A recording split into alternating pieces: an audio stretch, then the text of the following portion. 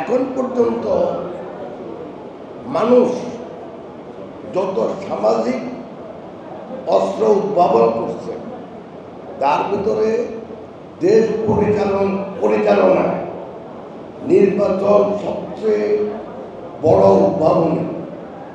কারণ একটা দেশে তখনই একটা সরকার জনপ্রতিনিধির দ্বারা নির্বাচিত বলতে পারে যদি তারা আসলে একটা অবাধ ও সুষ্ঠু গ্রহণযোগ্য নির্বাচনের মাধ্যমে নিজেদের প্রতিষ্ঠা করতে পারে।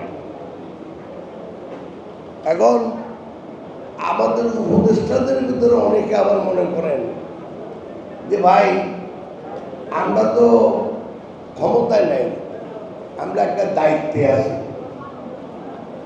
এটা একটা খুব বিপজ্জনক অ্যাজাম্পশন আমার মতো। আপনি ক্ষমতায় নাই, দায়িত্বে আছেন, এই দায়িত্বটাকে আপনাকে দিল কে? অতএব যখন দায়িত্বে আছেন তো জনগণের প্রতি ওই দায়িত্বটা পালন করেন। সেই দায়িত্বটা কি?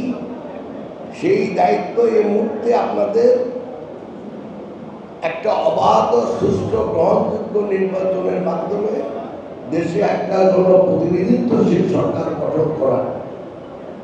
হ্যাঁ, আমি মানি যদি আপনি অবাধ ও সুষ্ঠু গ্রহণযোগ্য নির্বাচন করতে চান, বাংলাদেশের যেই নির্বাচন পদ্ধতি, যে প্রক্রিয়া, এগুলি কিছু বা অনেক কিছু আপনাকে সংস্কার করতে হবে, সেটা আমরাও মানি। বাট ভাই সংস্কার বহু মাত্রে, এখানে সাংবিধানিক সংস্কার আছে, রাষ্ট্রীয় আইনের সংস্কার আছে, রাষ্ট্রীয় প্রতিষ্ঠানের সংস্কার আছে, সামাজিক সংস্কার আছে, যেমন শিক্ষা খাতের সংস্কার, স্বাস্থ্য খাতের সংস্কার। এইসব সংস্কার তো আমরা কেউ বাধা দিচ্ছি না, আমরা নাও বলতেছি না।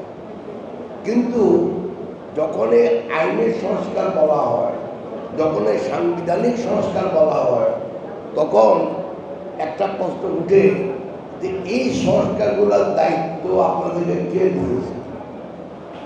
অতএব অতীতের ইতিহাস যদি আমি দেখি, ওই এই ধরনের একটা সরকার ছিল 111-এ, তারাও কিন্তু সংস্কার করছিল অনেক, কিন্তু একটা সংস্কারও কিন্তু পরে টিকে নাই, সব কিন্তু হাওয়ায় উড়ে চলে গেছে। তো আমরা এমন ধরনের সংস্কার আমরা চাই না যে সংস্কারে আপনাদের কোনো অথরিটি নাই, অথবা যেই সংস্কার টেকসই হবে না। আমরা চাই আপনারা অতি সত্ত্বর সংস্কার যা করার করেন। আমরা আপনাদেরকে সমর্থন দিয়েছি সরকার গঠনে, আমরা আপনাদেরকে সমর্থন দিয়ে যাচ্ছি, আরও সমর্থন দেব।